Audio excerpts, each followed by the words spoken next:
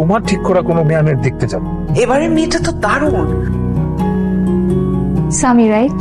High, আমি রিদি। মেয়েটাকে তোর কেমন লাগলো? Not bad. I'm so happy. Reject ঠিক করিস নি, সেজন্য শুকর আলহামদুলিল্লাহ। আমি এক্ষুনি ফাহিম ভাইকে কল করছি। ওয়েট ওয়েট ওয়েট, কি বললে? ফাহিম ভাই মানে ফাহিম মনোয়ার?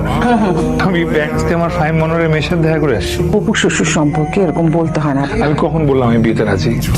আপনি আমার ফোন ধরছেন, কি সৌভাগ্য আমার। কি বলছেন? আমি সামান্য একজন খামারি স্যার। আপনি আমাকে কেন ফোন দিয়েছেন?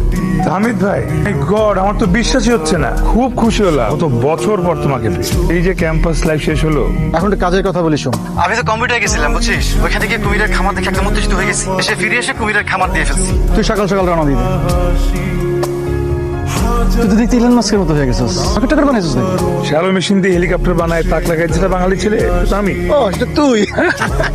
আমি তো ভাবছিলাম আমার স্যার ডাকতে হবে। কয়েকদিন আয়নার সামনে দাঁড়ায় দাঁড়ায় প্র্যাকটিস করছিলাম বুঝছিস। Hello sir, how are you sir, welcome sir. আসো কেন কাটে? হ্যালো, শোনো, আমি কিন্তু একটু প্রোঅ্যাক্টিভ টাইপ। তুমি যে আমাকে ফোন করনি তার মানে কিন্তু এই না যে আমি ফোন করব না। চুপ করে আছেন কেন? সানগ্লাস খোলেন, চোখ দেখা যায় না। কি করেছেন আপনি? সব জায়গায় ময়লা, এইখানে ময়লা, ওইখানে ময়লা। আপনি আদৌ বুঝতে পারছেন আপনি পরিবেশে কত বড় ক্ষতি করছেন? বনু বিবি, আমি বলছিলাম কি, খবরদার যদি আমাকে আর বনবেবি বলে ডেকেছেন। আপনি এখানে দাঁত কেলি হাসছেন কেন? যান ওগুলো পরিষ্কার করেন। ও আমার, আপনার সব থেকে ভালো কর্মচারী।